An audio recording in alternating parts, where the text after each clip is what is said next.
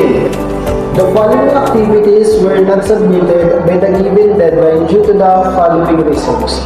Number 1, the breadboard we were using malfunctioned for an unknown reason. Number 2, the ICs were damaged and needed to be replaced, and therefore we purchased another batch from the Deco store. And lastly, last week's deadline unexpectedly overlapped with our examination schedule, and we did not anticipate the shortage of the check-in time. And with that, that is our reason for our activities today. Thank you.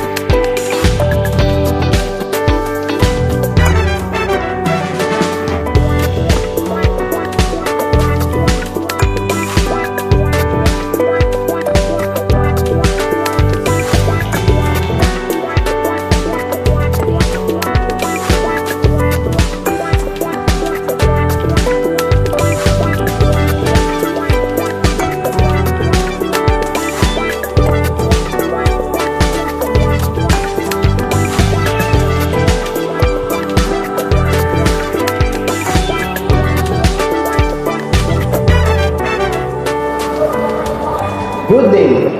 The following activities were not submitted by the given deadline due to the following reasons. Number 1, the breadboard we were using malfunctioned for an unknown reason.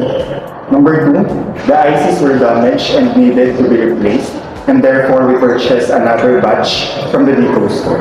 And lastly, last week's deadline unexpectedly overlapped with our examination schedule, and we did not anticipate the shortage of the check-in time.